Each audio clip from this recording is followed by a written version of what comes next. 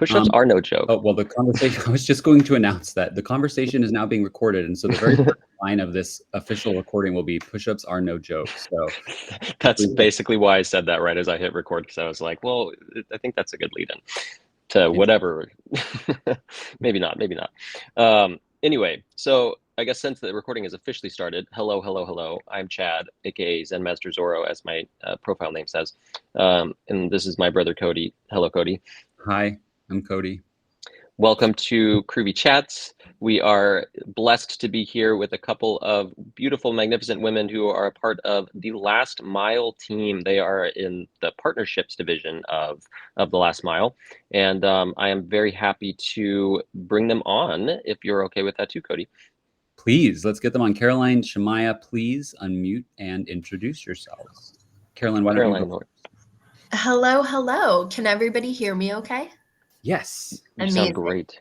Full disclosure, I'm also a little under the weather, so my voice is usually not as stuffed up. But it's great to be here. Thank you guys so much for having us. Really excited for this conversation. We are too. Yeah, so you're the director of partnerships at the Last Mile. And how long have you been a part of this wonderful company? Yeah, great question. I am the Director of Partnerships and Innovation at the Last Mile. I have been here for about a year and a half, but I have always worked in the criminal justice reform social impact space. So it was a very natural fit for me to come over and join the TLM team. And so, Caroline, real quick, just because we haven't done this yet, but would you please give the audience, a couple of sentences about what is the Last Mile? How are they serving the world? Yeah, totally. So the Last Mile is a nonprofit. We're focused on really increasing access to education and preparing incarcerated people for success when they come back home to our communities. So we do that in a lot of different ways that I know we'll get into, but kind of our main focus areas are teaching people the skills and knowledge to thrive for when they come home.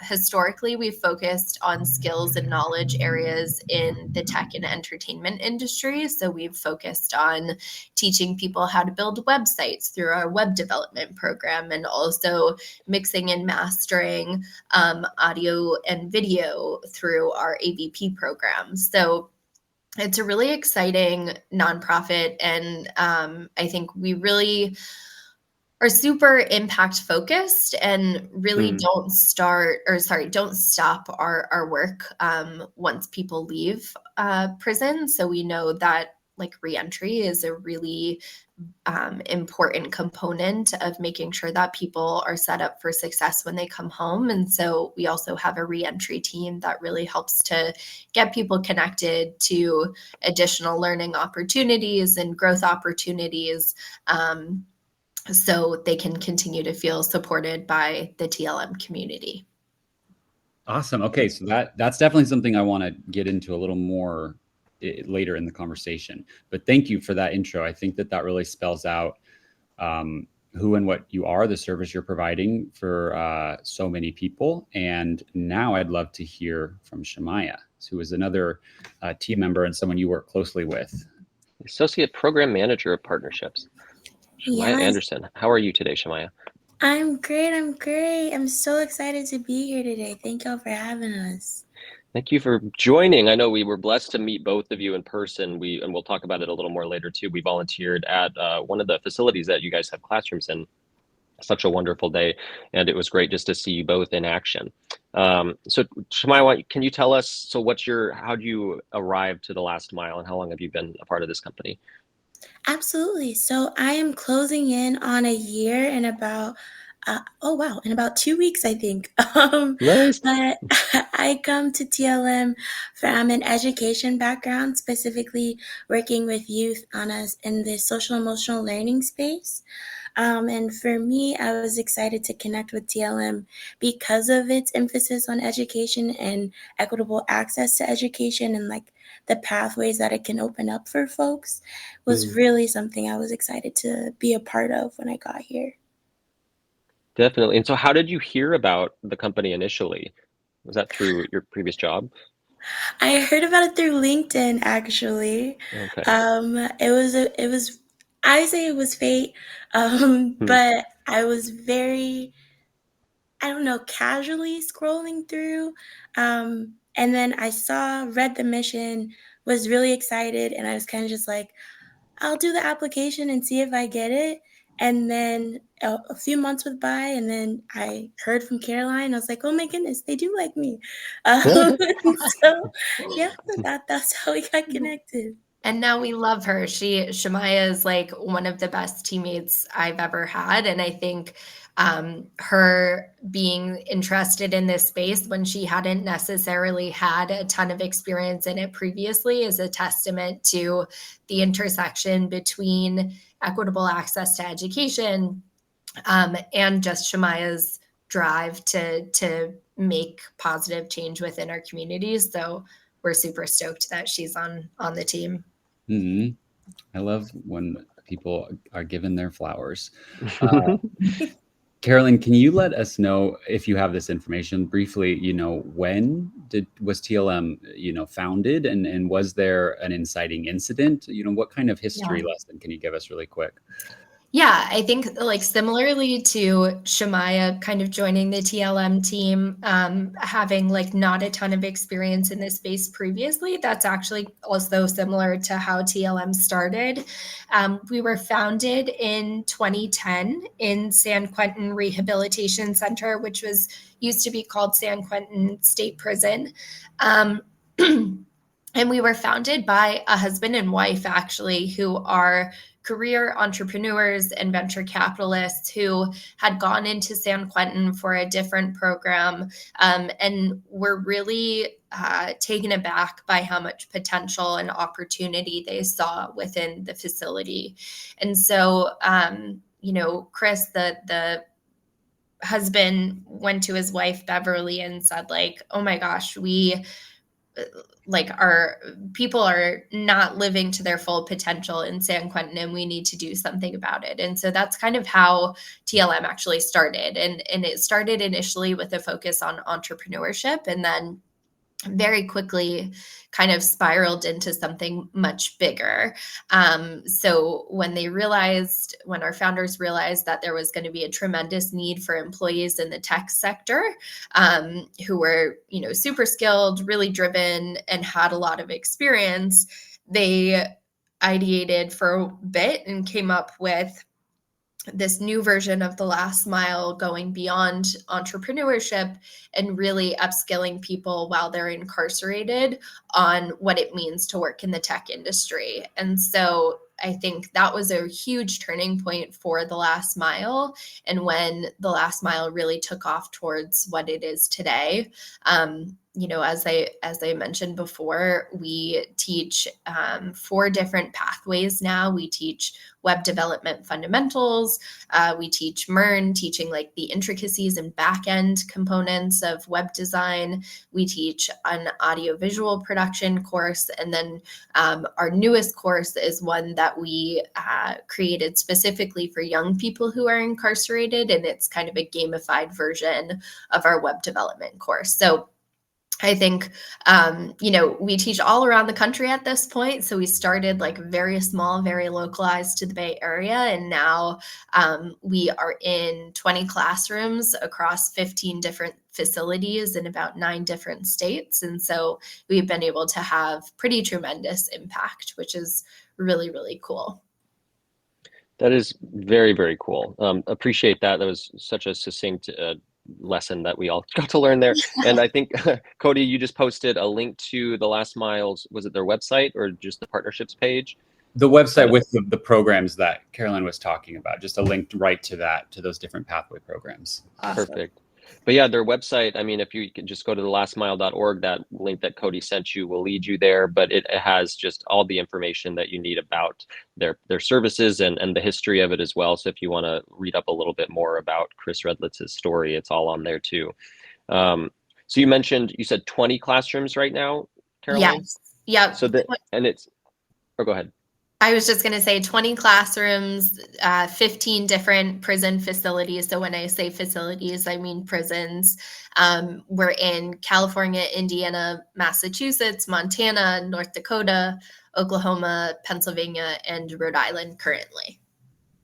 Fabulous. And then it's, I guess an initial question is the process to get a classroom, and has it gotten easier throughout the years, or is there certain states that it seems it's easier, or do you have any information kind of going on in that realm?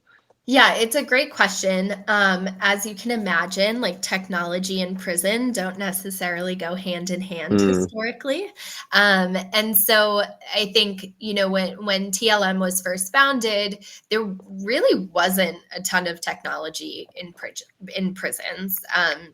Nowhere near as much as there is today, where residents have tablets that they can walk around with in some facilities and access to continued education, et cetera, through different programs that are held virtually or on those tablets. And so mm, I think historically, it's been super challenging, and we are not an anomaly in a way that we've never experienced any challenges. But I think because the last mile has been around now for about 15 years, we have built like really awesome and super valuable relationships with a bunch of departments of corrections, and have become really kind of a mentor and like an expert in what it means to run a technology program or a technology platform into a prison. And so it's definitely not without challenges. Like,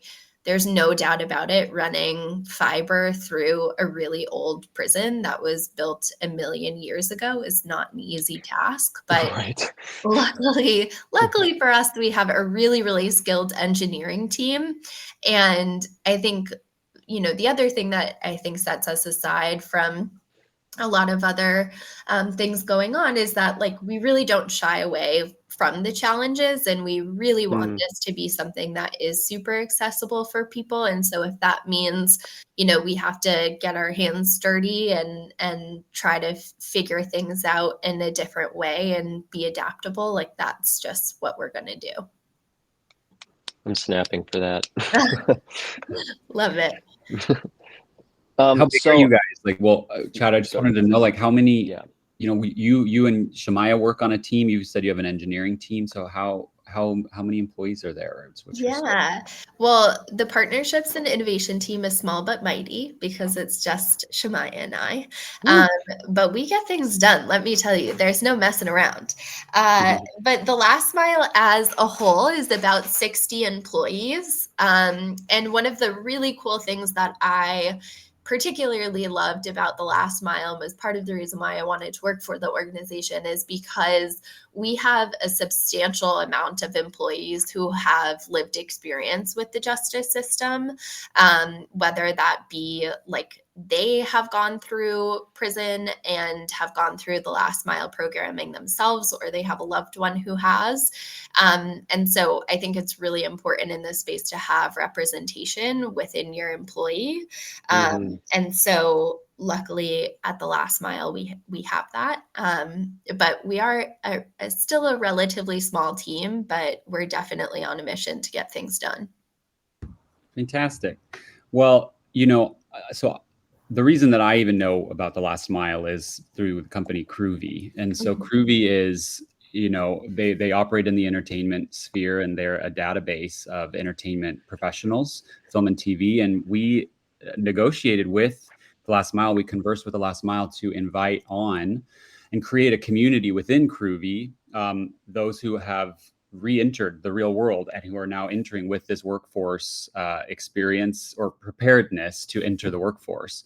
And so I wanted to bring on Marcy Brown, if she's willing, to become a speaker so that she can just, connect with you two again. And I'm just so grateful for the opportunity to have been able to meet you, Caroline and Shamaya, and to discover the last mile. And I know that there are so many that you're serving that are going to be entering the post-production world of film and TV.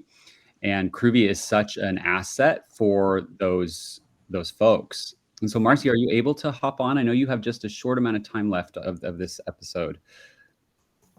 No pressure. Marcy Brown is a co-founder of Groovy.com. And she's a very she's one of the coolest producers and used to be a line producer. She's worked all throughout the industry on many projects, and she's just one of the sweetest people that you'll ever meet too. And so it's we're both just very happy to have worked with her, and then to have been introduced to even two of the more sweetest people, Shemaya and Caroline. If we're waiting for Marcy, I would just curious. So you and Shemaya are the two sole partnership ladies of The Last Mile. What is, I guess, a day-to-day of you guys? I'd be happy to hear from Shemaya as well too. Like what kind of goes on in your world every day? Yeah, Shemaya, I think you should take that one. Our days look similar, but also very different. Yeah, I would say I think that's what I love about this job. Is some days I'm helping an organization with planning a volunteer event, how they're coming inside. Other days I am supporting when it comes to reaching out to our alumni success and seeing what opportunities would be of benefit, talking with our classroom facilitators to see kind of where are students in the curriculum right now, and when would be the best time for someone to hop in, whether that's an individual lecturer or an organization who wants to do soft skills interviewing, things of that nature. So our days are very different. My favorite days are the days where we get to go inside the classroom. I'm out here on the East Coast, and so it's always like a big thing when I can like travel back and like go actually see one of our classrooms, be with the students, connect with everybody in person. I think it is the most impactful and important ways to be in this type of work. So, yeah. 100%. I mean, I had no idea you were East Coast based either. So when we met you, when we all went to Chino, were you had just flown in? Yes. I got to fly in, which is always, I love it. I love being able to. Yeah, I mean, I get it. I love being on a plane and then knowing that you're going somewhere special too. So I mean, we can segue into that because I feel like it was a month and a half ago now, maybe 2 months ago, that Cody and we were invited to go to a women's facility in Chino to be a part of the classroom experience, and it was about 4 hours that we got to meet several just wonderful women that have been in the classroom from upwards of, like, is it a year and a half or many months? Caroline, Shemaya, you would know that answer much better than I would. But we got to watch presentations from them. We got to witness what they learned. And then we got to just have some like one-on-one time with them and just answer any questions that they might have from us. And we just, I was very blessed just to see growth and just to see happiness and to see just desire to learn and desire to just succeed from these women. And so that was just one classroom experience, but that is available for people. Is that correct? Like, you guys, do you take volunteers in that capacity? Yeah, we do. Shemaya heads up all things volunteer. And so if anyone is interested, definitely reach out to us. You can reach out at partnerships@thelastmile.org, and Shemaya will connect you with all opportunities. We have opportunities, whether they be in person or virtual. And I will say, and Cody, I think that you would probably agree with this. The opportunity to volunteer inside the classroom is like not only beneficial for our students, but also super beneficial for the community who is in the free world coming in. I think the power of proximity is something that's so important and has like such a valuable part in changing like hearts and minds, and also just like normalizing that people who are incarcerated like very easily could have been you or me if it weren't for certain life circumstances or choices or whatever the case is. And so we're always happy to bring people inside. It's a super valuable thing to do, and extend the invite to anybody and everybody.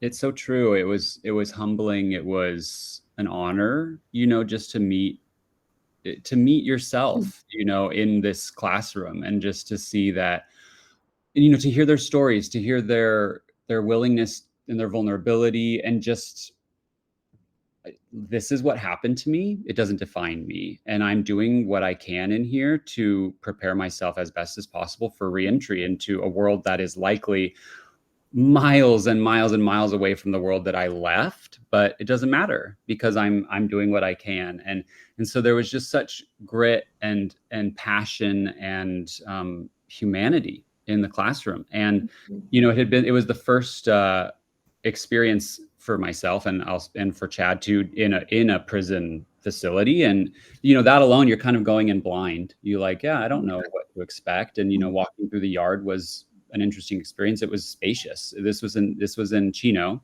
and it was just a different. I mean, I have film and TV to craft the image of what Right. looks like for me. And so I was like, okay, this is one of many. And okay, I'm getting a feel. And then you go into the classroom, and not even just before entering the classroom, you're walking through, and there's just the vibe is neutral, like there's not any sort of negative energy that I'm perceiving. And so we enter the classroom, and then it's a positive vibe. That was what was so cool. It was like, wow, it feels like I'm at a community college. It doesn't have any sort of color, shape, sound of prison. It's just people eager to learn, to show up as their authentic selves, to build community, and to develop skills. And it was just really, they show up, they're there to work and to be with one to another, better themselves, in a safe space. I think that is something that like strikes me, and Shemaya, I'm sure that you agree with this as well. Like, the last mile classrooms are in prisons, but the classrooms don't really feel like prison. We hear all the time from students that when they're inside the classroom, like they don't feel like they're in prison. And I think that's so important for people to know. Like, we have modeled our classrooms to be much like a classroom that you would find in the free world, or like a working space that you would find in a free world. And the culture within the classrooms is made by the students, and the culture in all of our classrooms is incredibly positive. And I'm not just saying that, like, it is a space where people really have one another's backs, and people are invested in their own growth and the growth of their friends and their coworkers, their colleagues. And so I think, when people have this mindset of like, oh, I've seen Shawshank Redemption, and it's like this really scary, prison is so scary. But there are also like stories of friendship in Shawshank Redemption, which I think is maybe the point to lean into, and know that, the environments in prison, like no one is waiting behind a wall to spook you or anything like that. Like, people are there, sometimes for the worst days of their lives, and are there because of choices that they've made. But also, everyone that's inside of our classrooms is there to improve and to better themselves and to better the life that they want to live when they come home. 100%. We all need to remember that the author of Shawshank Redemption also wrote like It and Carrie and Misery. Right. So right, exactly. I'd love to continue talking about the classrooms itself and just kind of get a little more, just, I guess, detail of, so do these students, is it a once a week sort of situation where they meet, and how long is the program? And because I guess we can start with the kind of the basic details of the classroom, and then kind of get into a little more of classroom access and everything. So I will caveat this by saying, like, depending on the facility in which our classroom is operating, like it can change, right? I think that's one of the things that we've learned working with the Department of Corrections is every prison operates a little bit differently, and you have to be adaptable to meet whatever their requirement is. In most of our classrooms, though, students are learning and inside the classroom Monday through Friday, like just like you would for work, or just like you would for school. all of our courses are asynchronous, but 2 times a week we have subject matter experts who we refer to as remote instructors.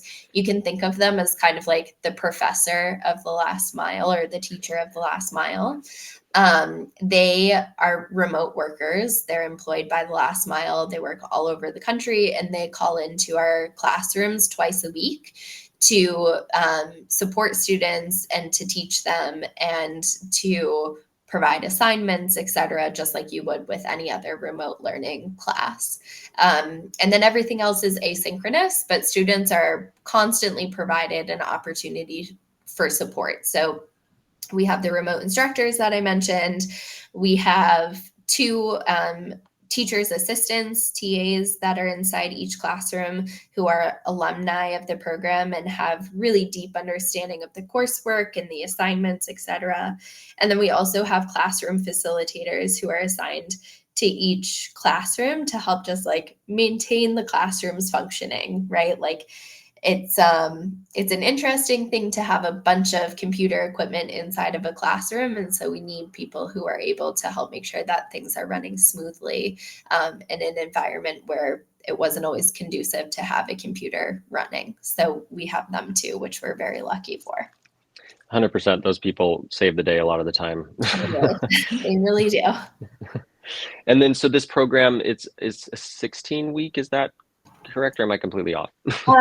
So that's okay. So the all of the courses are 6-month periods, but Okay, cool. they can be combined together. So typically when somebody is coming through and doing web development, which is kind of the entry point into last mile, once they graduate from web dev, they typically go on to MERN because it's learning all of the back end. And so if you combine those two, it's a 12-month program. Oh, that's fabulous. 12 months, 5 days of the week. Like, yeah, it's just what that does for your psyche, what that does for your drive. It's just, I'm like, and then what's the application process to get into these classrooms too? Like, how does that, can anybody in the facilities apply and get in? I think I know the answer to this. I just would like for you to answer it in your own words. There are certain criteria in which folks need to meet. So you have to have a high school diploma or a GED. That's because like there's math and some like kind of more classical education components of the program that, you know, someone wouldn't be set up for success if they didn't have one of those. And so high school diploma and GED, we have typically created space for people of all different sentencing durations inside the classroom. So we have some folks who have been sentenced for 5 years, and we have other people who are in for life without the possibility of coming home. So we want to make sure that there's space for everybody inside the TLM classrooms and that they're inclusive. I will say, like, our applications, it's like, oh my God, we have way more applications than we do seats in the classroom. So, which is always kind of hard. I know Shemaya and I, like, every time we go in, there are people that come up to us and say, hey, I've applied to the last mile 2 times and, I really want to get in. And like, we want those people to get in too, but it's we only have a certain number of seats in a classroom at a time. So hopefully at some point they'll all be able to take a seat in the TLM classroom. Yeah, 100%. And then I can imagine too, because as a nonprofit, it's a funding-based thing. So, like in theory, if more funding came through, could that potentially expand classroom space, or is it kind of the facilities capacity itself too? Yeah, it's a good question. I think like every other nonprofit, we always need funding, and we're always looking for new opportunities for partnership and funding. We are of the mindset that like we'll open a classroom wherever we can, and I think we've done a really good job at that. We're opening in 2 new states this coming year, and so like very much so focused on opening new classrooms, but also extending and expanding on our curriculum. And so funding definitely plays a pretty key component of that, but we're on a mission to make impact where we can. And are you two in like a part of that, the fundraising in any capacity at all, like with different events outside the classrooms? Yes, I do. I definitely work with our development team.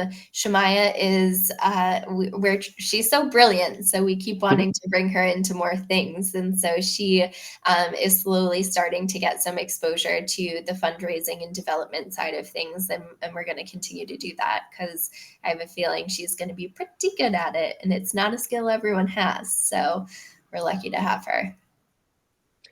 You are lucky to have her, and we're all lucky to have you guys.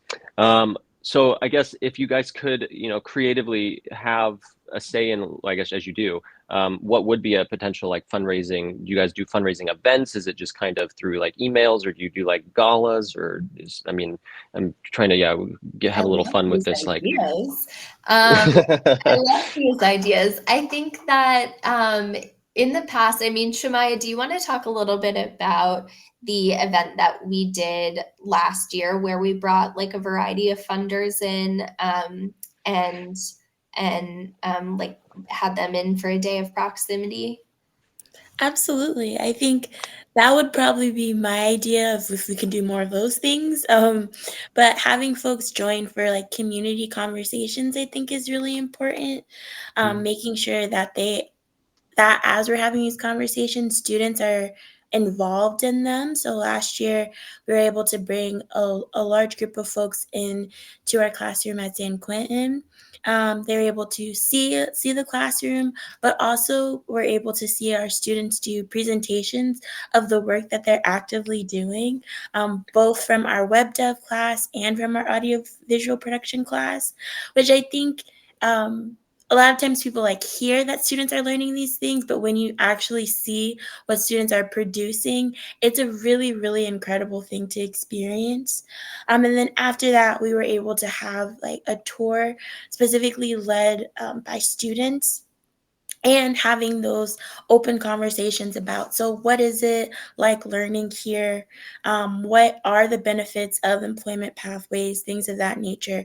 How are we building inclusive environments? And I think making sure that we continue to have these conversations all over the place. I know for us, San Quentin gets a lot of love, California gets a lot of love, but we also have classrooms all over that we want to make sure that we're connecting our students no matter where they are.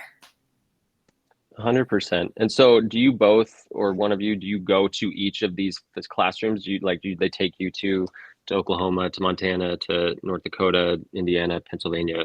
So I'm like looking at the states on this map here, which I'm like, I think I got those names right. Yes. So we historically, I think, have tried to have visits, at least like the last mile staff visit each one of our facilities. Since bringing Shemaya onto the team, we're much more focused on bringing external folks into the facilities. And so Shemaya is currently helping to plan an event that we're going to have in North Dakota. We were just in Massachusetts.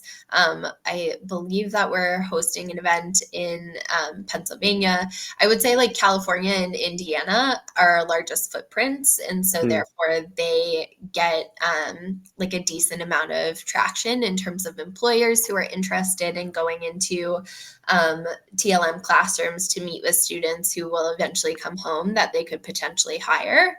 And so if anybody knows anybody in like Montana, North Dakota, some of those states, we would love to connect and bring folks in.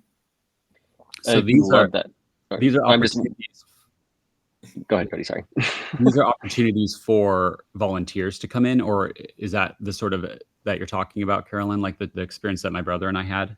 Yeah, I think so. I mean, I know we were talking about funding previously, and the event that Shemaya mentioned was one in which we brought like an ecosystem of funders into San Quentin, specifically with the goal of bringing them proximate to the work, having conversations about like, what does funding in this space really look like? How is it being utilized? And that being kind of a segue into them providing more grant opportunities, et cetera. TLM is almost entirely built off of grants and some like family foundation donations. And so we're really lucky in that sense. So we have a lot of repeat funders, which is like such a blessing to have as an organization. And we hope to continue those relationships. But yes, again, like anyone who wants to volunteer in the last mile classroom, whether it be like donation wise or in person or virtual components of volunteering, we would love to engage. And just to recite that email that you can reach out to, whether it is in California, Indiana, Montana, North Dakota, partnerships@thelastmile.org. You can get access to Shemaya and Carolyn through that email. Wanted to ask too, so knowing that these programs they're tech-based, and then there's one specific to video editing. And then you do have several facilities in California, the mecca of film and television, at least in the United States. Do you have partnerships? Or are you talking with people in the entertainment industry that might, bring people on or fund? Yeah, no, it's such a good question. Our AVP class is so cool. And I just have to say, like, I think that the entertainment industry as a whole has been an industry that has had interest in fair chance employment for a long time. It's been an industry in which, I think that the creative industry as a whole has always been a little bit more welcoming of people with quote unquote non-traditional pathways. And so we've been really lucky in kind of the entertainment field. Obviously, we have insanely great partners like Groovy and others who are supporting our work. One of the really interesting partnerships that we've been able to build over time has been with NBC Universal. They have a really awesome internship program in which a lot of our alumni have been able to engage with. Nice. So, we would love to build on more partnerships in the entertainment industry. We're always open to partnerships, whether you're in the entertainment industry or not. But I think that, the opportunities to partner with employers, whether it be entry-level employment, apprenticeship, internships, et cetera, has just been really fruitful in the entertainment industry specifically. That's awesome. Yeah, and okay, good for you, NBC Universal. Yeah, they're awesome. Everybody support them. And yeah, and for whoever is listening now, and then whoever will be listening later, just keep that in mind. Like there's opportunities for yourself, but also for so many beautiful souls that are coming out of this program. Sorry, Cody, go ahead. Well, I was just gonna, chime Groovy one more time, because that was, I know, one of the initial perks of partnership was because of Groovy's ability to allow its users to distinguish themselves with unique identification, characteristics. That being, there are producers and production companies and films specifically seeking crew members who have, I love how you described, less traditional pathways to their skills. And so, 100%. I love the relationship between The Last Mile and Groovy. I was wondering, because this podcast, it does have an entertainment audience, would Shemaya or Carolyn, but Shemaya, would you tell us about the post-production program within the classroom? Kind of what is the curriculum and what are students expected to be able to walk away with and be able to do professionally in the real world? Of course. So I will start off with the caveat that I am not the instructor, so I'm going to give it in my personal layman's terms. But I know specifically for our audiovisual production class, what's really interesting every time I get to go inside is seeing which of the two that students take the most away from. So I know when you all came into our classroom in Chino, you got to see a student presentation of someone creating a trailer.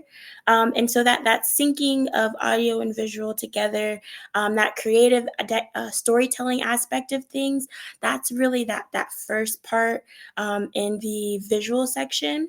But then I was just recently in San Quentin, and I got to sit with a student who was just really excited to tap into the music production side of things and was just playing me like a ton of beats that they had created. And so I think it's really an interesting dynamic. What the strongest takeaway is going to be for students, I think, is like in any educational space, is what really kind of like connects most to them and what speaks most to what they want to produce in the world around them, especially in a creative way. That makes perfect sense. Yeah. And so and I don't know the answer to this. So if a student comes into the classroom and they're very drawn toward, as you indicated, like beat making, audio only, like, is there a pathway within the classroom for them to just cultivate that skill to a greater extent? Or is it sort of a blanket curriculum for everyone and then they just get to learn what they love? I think that the cool component of TLM and the way that the classes are structured is that we want to make sure that everybody who's coming through our doors is learning, comparable skills to one another. But because of the nature of the program and how it's asynchronous, if you're, to Shemaya's point, like really interested in the visual component more so than the audio component, you can lean into that and spend a lot more time in that specific area. Our students are learning on like industry standard tools, which are other partnerships that we're really grateful for, and like in-kind donations of different tools that people donate to us. And so they definitely able to like leverage their time and choose where they're spending a lot of their time while also learning everything within the curriculum. Cool. So it's personalized and group learning too. Yeah. I love it. And they're making projects. They've got a lot of projects that they're creating. Yeah, we watched, in the web design, the audio visual, we watched a film trailer that had been completed, and that was just the very beginning of the curriculum, their project. And then on the web design side, we got to see a presentation of someone's design of the game Jeopardy, which they had very Who Wants to Be a Millionaire? Oh, you're right. Sorry, you're right. Who Wants to Be a Millionaire? My partner. I think she said she tried to do Jeopardy, right? Or Jeopardy there's something. Yes, that was the hope initially. They'll get there. A smashing success, and we got to play the game in lifetime in the classroom. And you could just tell the group camaraderie and joy there too, because everybody was just so engaged, and just, active listening of the presenters themselves, even if, they were had already worked on the project, or just the game show aspect. Like I was just like, we were all just, our inner childs were all out for those few minutes. And it was just really, I was just very blessed to be a part of that experience. Most of the time the inner childs were out, it felt like, because I'm going to let this siren pass. You are correct, though. The inner childs were out, and there was just curiosity for us to them, and then from them to us as well. And just like we all got to have like rotated between different circles. So this is kind of the volunteer experience. Like we were like broken up. It was like a job fair sort of vibe. Yeah. Right. And we were given, they were each chose 3 groups to go sit with and have like 5 to 7 minute conversations. And it, after a minute of little icebreakers, like the conversations were so fluid, and none of us wanted the conversations to end. And that was kind of there wasn't anything sad about that day, but ultimately if we could have had 8 hours in there, then it would have felt like 2 hours, because we were all just so engaged with each other and just so just happy for each other's just energy. And we were all feeding off of each other's energy and providing energy to each other too. So it really was just, I left feeling my cup was so much more full after leaving that day. And I hope the same for the women in that facility as well. Oh, I love that. Yes, they definitely are. We still hear them talking about that visit quite a lot. So impact was had, and it's definitely still talk of the town. Hmm. Well, we'll definitely have to get on another visit because that would be just very fun. And even like I met a couple of people in the volunteer group who I have connected with since as well too. So it's like there's there's just, not a negative reason to attend one of these volunteer sessions. I'm talking to you, whoever's listening. Um, I was wondering, Shemaya and or Carolyn, but probably both of you, just separately, goals for just your own roles in this company, or like, do you have a long-term goal from working at the last mile, or do you have a long-term goal for the company in general and what you could contribute? Like, I guess you could phrase it as like, where do you see the last mile in 5 years, and if you're still there, like, how has it shifted? How many classrooms are there? Yada yada. Yeah. Shemaya, why don't you go?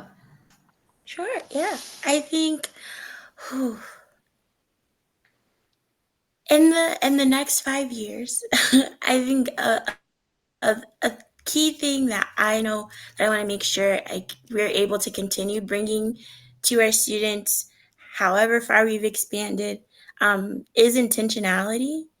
I think what y'all are speaking to in your volunteer visit, which makes me so happy, is that you got to see the humanity in people, but also share your humanity with people. And I think there are so many different aspects of the carceral system in general that kind of forces people who are on the outside to stop viewing people who are in the inside as humans.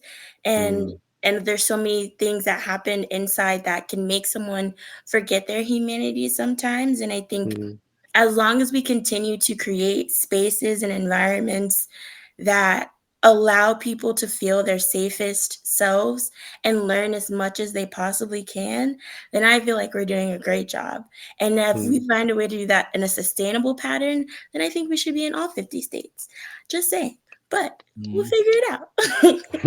Love You that. are figuring it out. Yeah, to your point, Shemaya, it's so like prisons, and they're not in close proximity to civilization. Like it was No. a hike to get out to Chino facility, and I was just like, how am I supposed to know that this place is even here? It's like it's almost like expected of us to neglect, that part of the population because they've put them in a box out way over there on the perimeter, and it's just. So it is wildly important, to bring the population into the prisons. So I appreciate your perspective, Shemaya. And Carolyn, you want to take a whack at that question yourself? Sure. Yeah. Um, yeah, I think like very similarly to Shemaya, and she's probably so sick of hearing me talk about this at this point, but I think that proximity is really key in this space. It's an overlooked fact. I think that, we have when we have people who are incarcerated, it impacts all of us, whether we know them or not, right? Like we're missing people in our community, we're missing family members, we're missing an opportunity for people to engage in the workforce and in our economies. And so there's like an economic reason to bring people home and to get them into jobs, but there's also like a moral and ethical obligation that I personally feel. And Mm, so I want as many people as possible over the next 5 years to really understand that there are so many brilliant people in prison. And I think, on a mission with Shemaya to be transparent about that and bring people to the realization that there is so much potential behind prison walls. Like whenever I go into one of our classrooms, I leave feeling like, oh my God, these people are coming for my job when they get home. mm. They are so good. And I will gladly give it to someone. I love my job, but if somebody has more experience and is smarter and can be more innovative than me, like by all means, come for my job. And that is so many people who are incarcerated. And that's not to say like there's not a space for everyone, obviously, but I think I really want people to understand like how much we as community are missing out on so much potential by not connecting with people who are currently and formerly incarcerated. And then I think like TLM in the next 5 years is going a lot of places. We're expanding our curriculum. So we've always focused on the tech industry, but we are going to go back to our roots and focus on entrepreneurship again. We're building out a course on that, as well as enterprise sales and also on project management. I think like knowing that the workforce is an ever evolving thing, like we want to make sure that our students are well equipped and ready to come home and work in whatever job is feasible and whatever job they desire to have. And so I'm really proud that we're continuing to be innovative over the next 5 years. We have a lot of like very lofty goals. So all three of those new programs will be launched, I believe, in the next 365 days. And so Wow. it's a lot to do, but it's really, really exciting. And so I'm very proud of where we're going and where we're headed and what we're doing in the now as well. Yeah. Well, okay, so I'm excited to ask this next question then, because there's so much success happening within the facilities. And so, and you touched on this earlier, but I'd love to hear, what happens afterwards, and you said that you have a team or teams who are the eyes on the outside and, the relationship maintainers, with those who have left the facilities. But talk to us a little bit about the success stories and what it looks like and on once, someone has left prison. Yeah. So I always identify as the last mile as having like two hands. We have the very high touch hand in prison where folks are learning inside of our classrooms. And then we also have a hand back out in the community. We have a really awesome team of folks called the Alumni Success Team who continue to support our alumni once they come home. So everyone who goes through the last mile, whether you went through one program or you went through 2 weeks of the program and then, paroled and were released, we connect every single person who comes through our doors with alumni success advocates who are people who will continue to support you for as long as you'd like. So we know that when people come home, they need, safe and sustainable housing. They need access to healthcare. They need mental health and substance use support. They need a job. And so luckily we have a team who really helps to offer a lot of these wraparound supports to make sure that people, stay on the right track, that they're getting the support that they need, and that they're able to thrive and live in their full potential. And so, we're really lucky to have a team that works so tirelessly for our alumni. And as Shamaya mentioned before, her and myself are constantly connecting with our alumni team to hear about what they're hearing from alumni in terms of, how it's going with the job applications or what jobs they're currently interested in applying for, et cetera. So it is really cool. I think that we have a very holistic approach, which is, I think, really awesome. Yeah. I mean, and so do you either of you have relationships, communications, emails with anyone who you've worked with in a classroom and who's now on the outside? Yeah, we have a whole lot. Shamaya, anybody come to mind for you? I know we have, I don't know, maybe you can talk about like Tyler or anybody. I was gonna say I was thinking of Tyler, of Billy. I think, especially with me being about close to a year in, a lot of the relationships I've made have been with students that are really like looking forward to release and like talking about what that release, like their nervousness or kind of like what the reentry process looks like. But it's really awesome to be able to connect with like someone like Billy or Tyler who got out, face challenges finding employment, but were able to, after like reconnecting with the last mile, connecting with their alumni success advocate, and are truly thriving and also advocating for ways in their own organizations as to how they can continue building up fair chance employment. And I think that's really cool to see, of how when someone gets that access, they don't just forget about someone else. They want to make sure that they're continuing to open and broaden the doorway for other people too. 100%. Yeah, when something kind of swoops in and saves your life somehow, you have this, it's just like a built-in now, like, oh, well, I'm going to share this too. Yeah, pay it forward. Yeah. Yeah, 100%. We have a lot of alumni who do that. We have one alumni in particular who lives in the Bay Area. He works at a massive tech company. He makes way more money than I do, which is so great. And he has made that company like one of our biggest volunteer partners, which is amazing. cool. So he's constantly coming back into the facilities himself, but also inviting other people, which I think is just like so stinking cool. It is. And it's like there's so many points to this next, just like a couple facts that I'm going to list, but just the support system that the last mile provides, and the sense of just regaining humanity. Because so like there's a couple of stats just on your guys' website too, but since the 1970s, the prison population in the US has increased by 700%. And the recidivism rate, basically the return to prison after release, is normally 61% within 10 years of release, but recidivism rate for the last mile graduates is less than 5%.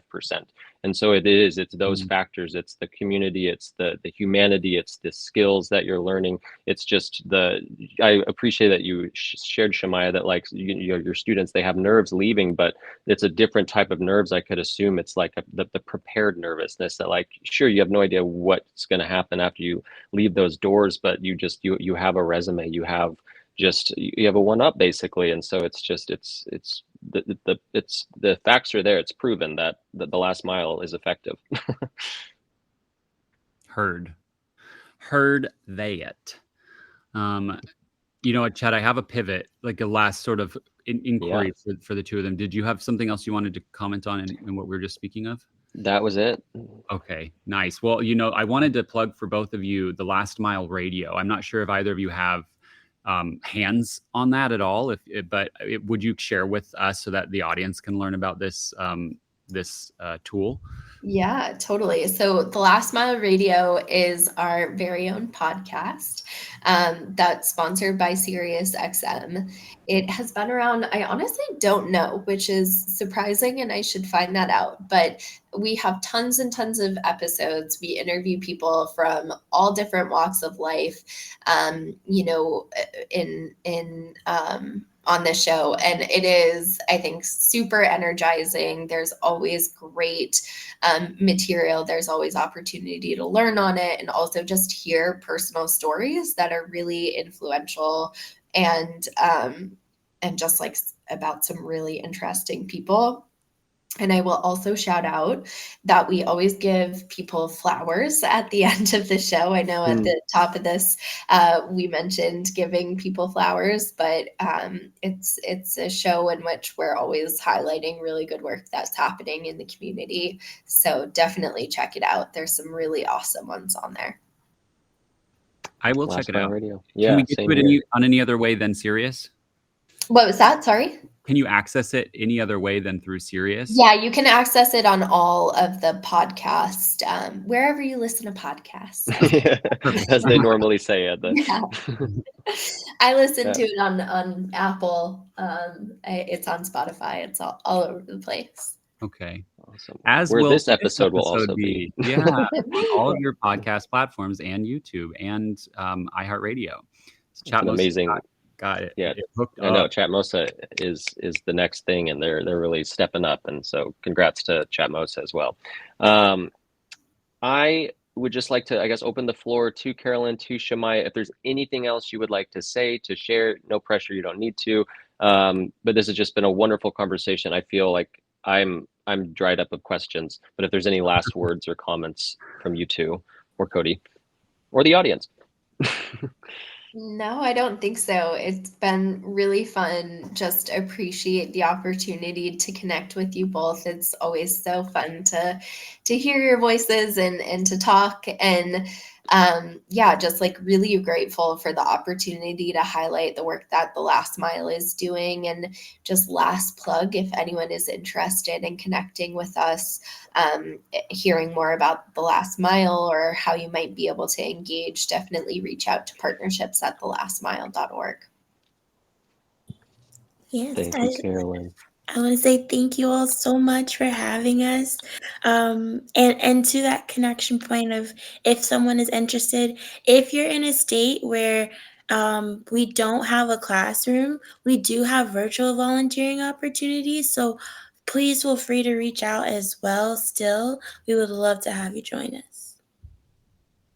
And That is a beautiful segue. Just, yeah, we have one question from the audience. Are your classes all in person or are some done remotely, virtually? Great question.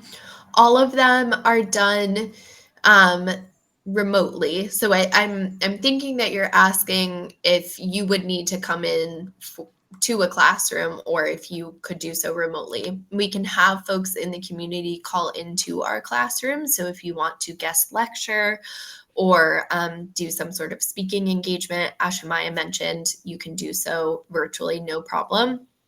All of our classes happen in person, with the exception of twice a week. Our remote instructors call in to do various lessons with students. And those students would still all gather in the Yes. Yep. TLM. Yeah. Yeah, there is a very important component of bringing community, the student community together, so they're learning inside TLM's classrooms. 100%. Well, you guys, girls, peeps, I am, yeah, I'm lit up, and I look forward to just staying in touch. And if there are other, genuinely, if there are other opportunities upcoming in these, nearby facilities for volunteers or whatever you might have for us, please reach out. Let us know. And because it was a joy and just love to be of service as well in that space. So, and listener, maybe we'll see you there too. Partnerships at thelastmile.org. Would love to, just provide whatever support you can, because these people, they deserve it. They're doing the work, and the least we can do is assist. Yeah, putting in the work. You guys are the best. Thank you. Thank you all. Thank you for listening, for tuning in, and we will just all have a wonderful day, and we'll talk to y'all soon.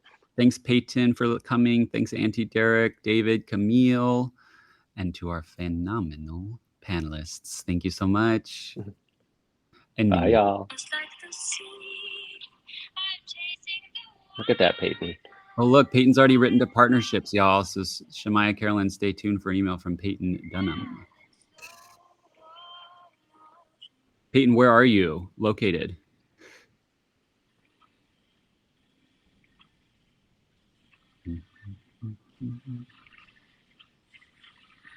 He's in Colorado. Oh, okay, cool. Thanks for tuning in from Colorado. Been there a couple of times. Love it. I see the Rainbow Mountains of Peru in your icon, Cody. Yes, that is an actual photo of Peru. So is mine. I found the letter Z on the floor and just decided to snap it. Right next to Shamaya's S. Sure. Exactly. Camille, I see you. Hi, Camille. Right. Well, Carolyn, Shamaya, thanks so much. You guys were killing it today. And Carolyn, rest up. Lots of fluids. We love you both. Thank you so much. I'm going to hop off, but really great to connect with you guys. And thank you so much for the opportunity. Yay. Right back at you. Talk Have a blessed soon. day. Bye. Bye, everybody. Hey, Shamaya. Bye, Shamaya. Well, twinning. Bye, David. Bye, Chad. Great job, guys. Thanks, Camille. Lovely to hear your voice. Yeah, so, we have that panel now. You see that bottom right gear icon? Bottom right. Under the Jumbotron. I don't know if I have that. I have Jumbotron, raise hand, and emoji. I'm sorry, right under the Jumbotron, like literally under the Jumbotron. Oh, how do I? You could actually control what people see. Mine's not displaying that. I'll take a screenshot. Maybe you have the list of attendees scrolled up to the top, so scroll them down. It's probably covering it. I'm trying that. I swear. Because when you change it to slide 1 and turn on your camera, you could actually be on the Jumbotron. Oh, display on avatar and Jumbotron. Allow this to allow. What was I going to say?